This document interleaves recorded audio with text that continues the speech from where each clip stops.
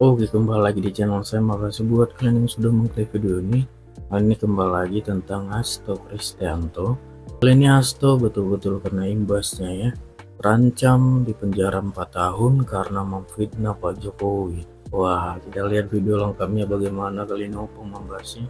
Sebelum kita ke video, bantu subscribe dulu channel saya belum subscribe. Udah tunggu lama, kita ke video langsung. Let's go. Tadi kita perasaan ngomongin si Hasto. Iya. Kok sekarang jadi Tonton ngomongin sampai baby? selesai.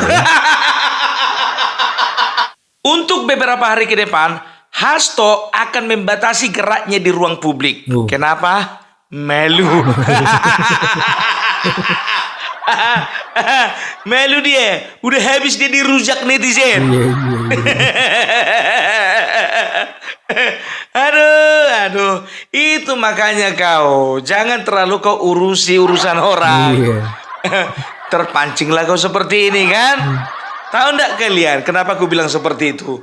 Jadi waktu itu wartawan menanyakan kepadanya perihal Nasdem tarik dukungan dari Anies. Iya. Lalu dia menyampaikan bahwasanya ada usaha untuk menjegal ya Anies Baswedan ya sehingga ini bisa menodai demokrasi seperti yang dilakukan oleh Joko Widodo ya. Saya baru saja mendapatkan share-sharean videonya. Kalian sudah dengar belum katanya? Penasaran lah pulanya kan? Penasaran lah wartawan itu dibilang belum. Ya, jadi dia dapat share-sharean itu. Lalu disampaikannya lah apa dibilang dia ya kan. Tapi suaranya aja ya. Videonya nggak usah. Dari situ dia udah ketahuan. Sebetulnya dia udah tahu itu video lama. Mustahil dia nggak tahu video lama. Kalau memang itu video baru, kenapa dia takut menampilkan videonya? Betul. Kenapa suaranya aja? Itu kan sudah punya niat ya untuk untuk menjelek-jelekkan ya, untuk memframing bahwasanya Joko Widodo ingin mengintimidasi beberapa partai politik termasuk PDIP ya, supaya apa? Supaya dimutilasi kekuatannya di dalam berdemokrasi di Indonesia ini, ya kan? Dikasihlah, ditunjukkanlah audionya aja, aku mikir pertama kan, ini ku dengar ini pidatonya Bapak Joko Widodo ini. Anak ini kemana aja? Masa video kayak gitu disebar-sebar, orang udah banyak yang tahu. Aneh kan, tingkah lakunya ini aneh ya. Banyak sudah politisi pada bersuara ya. Contohnya Wakil Ketua Umum Partai Gerindra Habibur Rahman ya. Baru setelah itu ada petinggi dari Partai Demokrat ya. Setelah itu ada beberapa yang lain bersuara. Kalau suara orang itu, kritik orang itu sopan-sopan. Tapi kalau netizen jangan harap bisa sopan. Sama kayak Opung Parpelang udah nilai yang paling sopan. Tapi dokter, kok dokter bisa seperti itu ya? Kok pola komunikasinya seperti itu ya? Aneh ya. Maunya aku tahu ini bukan masalah dia udah cek atau belum video itu. Bukan, karena memang betul ya motivasinya ingin menframing. Dia udah tahu sebetulnya itu video lama. Tapi dia nggak tahu kalau kita tahu. Itu yang repot kan. Dia nggak tahu kalau kita tahu. Itu yang repot. Kawan, kami bukan orang bodoh.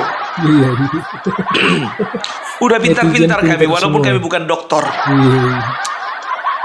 Nggak pernah kami memfitnah orang menggunakan video. Nggak pernah. Kalian perhatikanlah ya, ini tebakanku ini. Minimal 3 hari dia nggak akan bikin pernyataan. Ya, kalau elit-elit yang lain taruhlah. Kalau dia perhatikan aja lah. Dan ini tahu enggak, menuai respon dari istana. Istana katakan apa? Ya, Hasto sebaiknya konsentrasi aja untuk urusan Harun Masiku.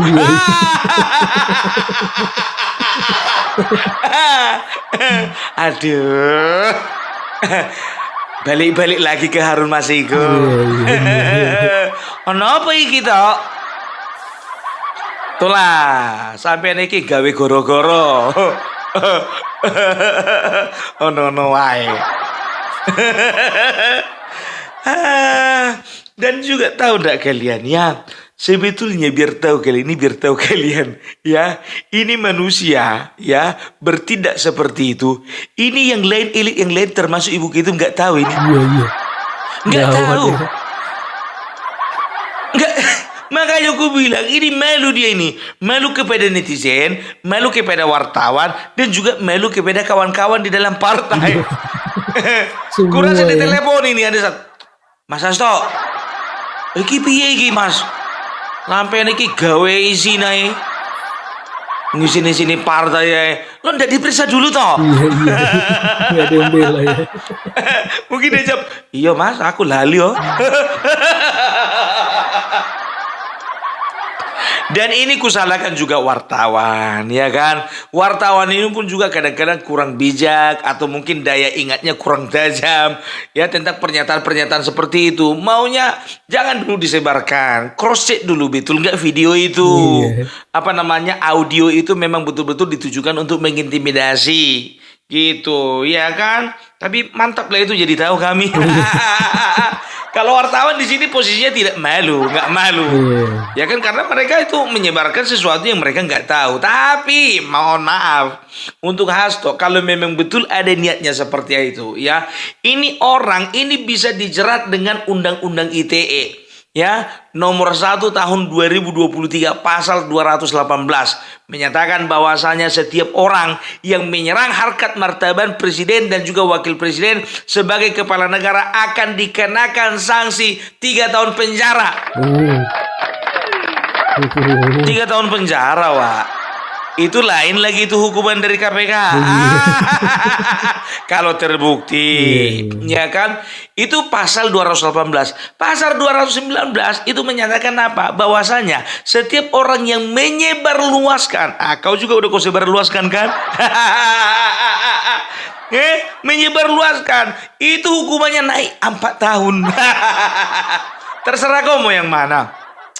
Tapi ini ya, aku curiga ini, Ini sengaja ini menebarkan fitnah seperti itu supaya apa? Supaya dia hanya dijerat undang-undang ITE dan tidak lagi dipermasalahkan undang-undang mengenai korupsi. Jadi orang tahunya dia dipenjara karena undang-undang ITE, bukan kasus korupsi. Itu bercandanya itu. Ini menurutku wajar saja, sah saja kan menurutku. Tapi tahu enggak kalian ya, di videoku tentang Hasto yang kemarin itu penontonnya itu udah hampir 40.000. Satu pun enggak keluar itu semua pendukung PDIP. Malu. Malu. Dan aku juga berapa kali live kemarin. Dari kemarin itu 2 kali live ya kan. Begitu mereka nongol undang-undang MK, undang-undang MA ya kan, ku bilang urus dulu si Hasto. Enggak lagi komen. Politik dinasti urus dulu Hasto, aku bilang. Enggak komen lagi. Ya kan, itu makanya enggak berani. Karena apa? Ya bikin ulah, makanya aku bilang masa tingkah laku kayak anak TK tapi dokter. Tapi doktermu itu betul-betul dokter kan? Bukan honoris causa kan? Mana tahu kalau honoris causa udah bisa kau jadi next ketum. Next ketua umum ya kan? Nggak tahu kita ya. Jadi sebetulnya kalau masalah Hasto ini jujur saja lah. Ya ini sudah memenuhi unsur pidana. Ya udah memenuhi unsur pidana undang-undang ITE. Ya kalau bisa dikatakan bisa tambahan lagi hukumannya ini. Ya tergantung sih sebetulnya, cuman ya aku nggak tahu. Di sini kan korbannya kan Bapak Jokowi, ya kan? Kan biasanya sebuah penyidikan bisa dilakukan ketika korban melaporkan, ya. Tapi pada saat ini kan Bapak Joko Widodo itu tidak melaporkan, ya. Ya mungkin dia masih selamat lah. Tuhan masih sayang sama dia. Atau mungkin saja begini, Bapak Jokowi geleng-geleng kepala, kan begitu. Mungkin datang tim hukumnya, ada tim hukum di kepresiden kan. Gimana itu Pak? Kita gas lah itu. Gak usah. Biar aja. Karena apa? Karena makin gitu, kita makin untung. Biar aja dia keluar-keluar terus ya. Biar dia tunjukkan kebodohannya. Itu dia. Ya, jadi bukan pembiaran sih, tapi memang betul ya. Kalau kurasa ini Hasto nggak ditangkap ini karena memang tidak dilaporkan oleh korbannya ya. Korbannya kan Bapak Joko Widodo. Udahlah Pak, kan tinggal 2 bulan lagi. Biarkan aja lah dulu si Hasto itu olahraga muncung. Biar dipuas-puaskan dulu. Ya. Jadi kalau bisa dikatakan ya orang ini memang sudah gimana mau dibilang udah mati akal gitu. Udah nggak ada cara lagi untuk mengganggu atau cara lagi untuk menghasut masyarakat untuk membenci pemerintah. Udah nggak ada cara lagi. Makanya aku bilang kalian sendiri yang membuat kalian tenggelam. Kalian sendiri yang membuat kalian itu sudah dibenci masyarakat. Gitu loh. Masuk aja ke komentarnya Opung Parbelak ya. Jujur saja lah. Ya. Jadi apalagi dengan tingkah laku seperti Hasto, seperti anak-anak itu, susah itu, nggak bisa maju kalau kalian ini ya, tapi ya udahlah, udah itu tabiatnya. Kalau nggak menghina, memfitnah, menangis, dirujak kau kan, dirujak kau. Tapi kita tunggu dulu, mana tahu ada komunitas atau asosiasi yang melaporkan kawan ini. Ada saja kadang-kadang kayak kemarin itu Rocky Gerung itu yang dilaporkan itu menghina presiden kan, ada saja ya. Tapi ya udahlah dulu biar enak permainan ini ditengok. Kayaknya PDIP tanpa Hasto kayaknya kurang enak ditonton gitu loh. Harus ada manusia yang satu itu. Biar ada mainan kita. Gitu loh. Ya itu kalau ku bilang ini adalah karma. Karma dari perbuatan kalian. Yang pertama, kalian itu ya terlalu mencurigai pemerintah. Kalian itu terlalu memframing pemerintah. Ya, di dalam hal ini adalah Joko Widodo. Ya, memframing bahwasanya Joko Widodo adalah orang zolim, Joko Widodo adalah pelaku politik dinasti, Joko Widodo adalah pelaku dari politik otoriter, Joko Widodo adalah pelaku dari orang yang mengangkangi demokrasi. Kan itu tuduhan kalian. Nanti ya, aku janji sama kalian, aku akan tampilkan wawancara ya, bagaimana isu 3 periode ini bisa muncul ya. Jadi kalau bisa dikatakan bukan dari Bapak Joko Widodo sendiri ya. Itu aja. Nah, jadi kadang-kadang masyarakat ini, kawan-kawan ini perlu dikasih tahu hal-hal seperti itu. Karena banyak udah dibodoh-bodohi gitu loh. Apalagi yang 16%. Gitu. Udah 16% keluarnya paling banyak lagi. Hancur mina. Gitu dia. Itu gimana Bu Leleng, aman? Boyolali aman? Subang aman? Ada lagi yang mau nyusul? Jangan terlalu viral kali ya, biar yang lain jangan pada ngikut. Diam-diamkan aja lah.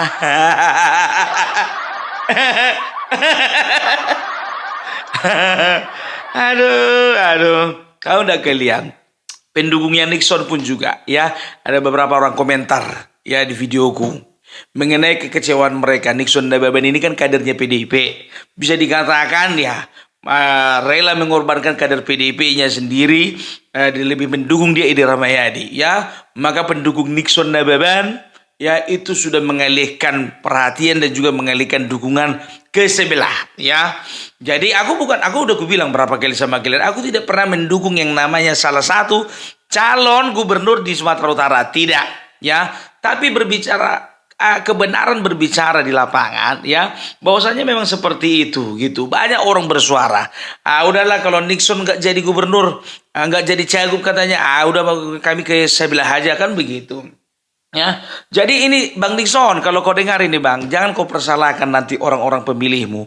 Jangan kau persalahkan nanti orang-orang yang tadinya loyal samamu. Ingat ya, orang itu loyal samamu, bukan partai.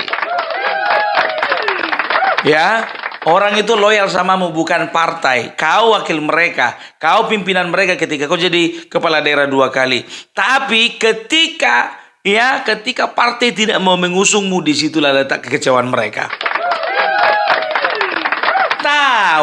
tahu. Untuk posisi saat ini elektabilitas Edi Rahmayadi yang di atas kan begitu. Sekarang ini kan hitung-hitungannya bagaimana supaya menang. Kalaupun kalah tipis kan begitu. Sekarang begini, kalau kalah tipis sama kalah banyak kan sama-sama kalah itu.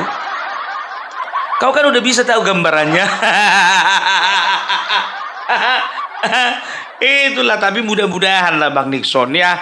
Kalau aku untuk Sumatera Utara aku abstain dulu. Ku jaga dulu perasaanmu. Tapi kalau kawan-kawan yang lain mau milih yang si Bobi, aku nggak bisa larang. Gimana mau ku larang ya kan? Kau udah nggak cagup, nah, kecuali kau cagup, oke, aku bersuara. Banyak kali cerita mau perbela karena tahunya kau dia sama si Edi. Ya memang karena tahunya aku sama si Edi. Tapi mudah-mudahan aku lagi standby nih, ya kan? Udah siap-siap aku nelponin pada kawan-kawanku dan pemilih-pemilihku yang ada di Sumatera Utara. Jujur, betul, serius. Kalau sempat naik kau Bang Nixon, Bang Edi jadi gubernur, ku telepon orang itu, jangan kalian melihara baby 5 tahun ini, ku bilang. Jadi sebelum pilkada, orang itu, kawan-kawanku yang ternak babi, belum berani mengawinkan babinya. Iya takut nanti bunting contohnya, lahir pula baby itu, apa nggak rugi? Ada pula isu-isu pemusnahan babi kayak kemarin-kemarin itu. Apa nggak ngeri kayak gitu, ya kan? Makanya sekarang peternak babi, ya kan, di kampung kami itu bikin bikin sampingan ternak bebek. Iya. Makanya sekarang babi di tempat kami itu sudah mangotagi, nggak bisa kawin.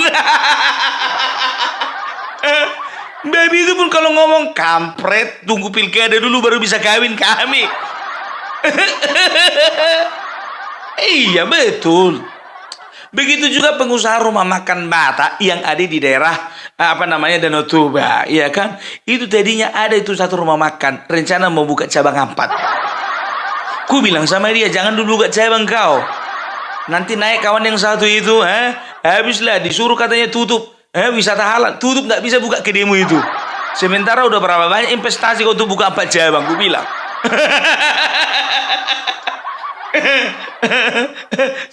Iya. Siapa rumah makan mana itu pun nggak perlu kalian tahu. Nanti setelah contohnya setelah buka, jadi tanda-tandanya begini aja ya, tanda-tandanya begini aja. Kalau memang banyak baby yang bisa kawin nanti setelah pilkada, berarti menang Bobi. Iya, jadi kalau misalnya rumah makan kawanku itu jadi buka cabang 4, berarti menang Bobi. Itu aja tanda-tandanya. Jadi aku tinggal telepon, nggak perlu aku buka buka surat kabar ya kan, nggak perlu aku buka HP, lihat internet ya kan, tinggal aku telepon aja kawan-kawanku itu ya kan. Gimana udah kau kawinkan baby kalian itu? Nggak jadi kami kawinkan, berarti kalah si Bobi. Kayak mana ya kabar baby kita itu? Udah bang, udah kami kawinkan, udah 50 pasang ini sekarang katanya gitu kan. Udah 50 pasang yang kami kawinkan, berarti menang si Bobi. Kan begitu. Tinggal orang itu aja ku telepon. Selesai.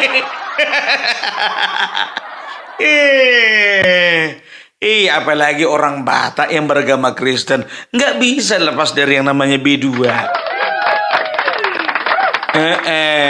Ya biasalah itu. Kita ini kan Indonesia ini kan berbagai macam keragaman suku dan budaya. Jangan gara-gara kita lihat suku kita yang paling baik jadi kita anggap suku orang yang lebih buruk kan? Nggak boleh begitu. Apalagi orang Batak seperti kami ini penduduk asli di Sumatera Utara. Cemana mau dibilang? Ya nggak bisanya kami bilang kampung kami di Papua sana, atau kampung kami pindah dari Makassar sana. Mana bisa ya? Tetap di Sumatera Utara. Gitu loh. Jadi kayak gitulah kawan-kawanku ya. Tadi kita perasaan ngomongin si Hasto. Kok sekarang jadi ngomongin baby?